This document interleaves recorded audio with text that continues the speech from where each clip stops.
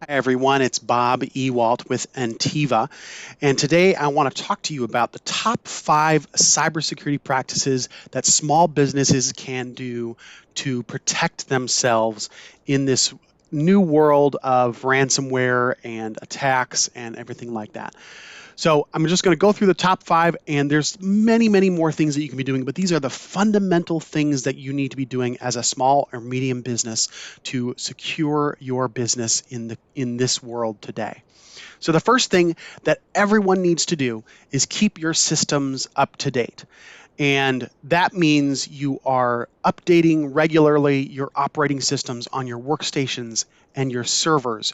I see so many servers today that are out of date, that they're end of life from Microsoft, and they need to be kept up to date. That means you're updating your software on your computers, on your workstations, on your servers, keeping them patched from all the vulnerabilities that consistently come up throughout our day.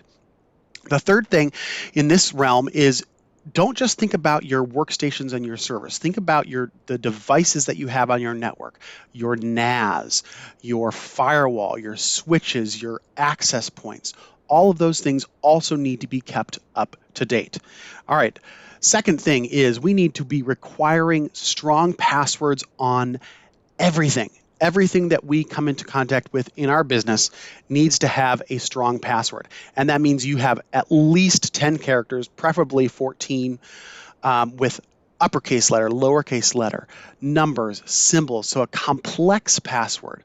Now, you need to be requiring these of your employees as well, but what I would encourage for employees is to actually use a passphrase.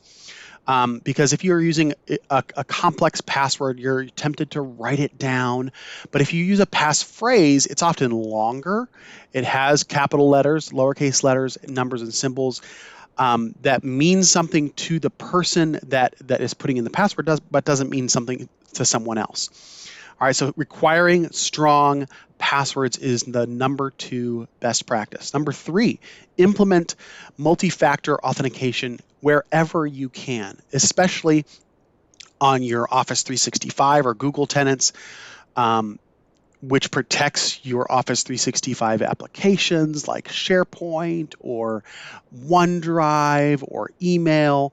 Those are really important places for you to protect against attackers, especially brute force attackers. That's what this MFA is meant to prevent. All right, so we implement MFA. That's number 3 best practice. Number 4 is train your employees. Over 80% of cybersecurity attacks start with an attack on an employee, a phishing attack primarily.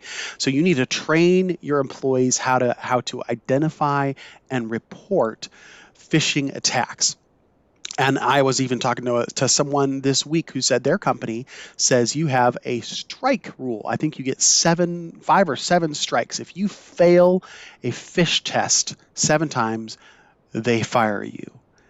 And that's actually probably a good practice. If a company cannot trust you to identify phishing emails that come in to the company, they probably don't want you working there. And you as a small or medium business probably don't want that either. There's plenty of programs out there that can provide training and testing for phishing to your employees, but this is a really important one for you to implement. Number 5, you're going to create a plan. And this is actually multiple plans. You're going to have a plan for your cybersecurity, for what you're going to do in the future, what you're going to do now. You may need to plan for future budgeting for cybersecurity. You need to create a disaster recovery plan. You need to plan for attacks and remediation. What are you going to do if you get ransomware on your servers or in your network? How are you going to remediate that? Create a plan. And so I know this is a top 5, but I'm going to give you one bonus that I love, and that is backups. If you are attacked, having a good backup of your workstations or of your servers can be the difference between you going out of business and you staying in business. So for small businesses, backups are extremely important. Now there are many, many steps beyond these basic ones, but these are the things that are foundational for your cybersecurity as a small business. So those are the top 5, top 6 actually. Cybersecurity best practices for small and medium businesses. I hope this is helpful to you. If you need any help implementing these things within your business, please give Entiva a call. Go to our website, entiva.com. Go to our blog, entiva.com/blog, and you can read a lot of very good articles on how to keep your business going. And there will be there's a contact form on there. You can get in contact with us if you need help with any of these things. Thanks so much. Hope you have a great day. Bye bye now.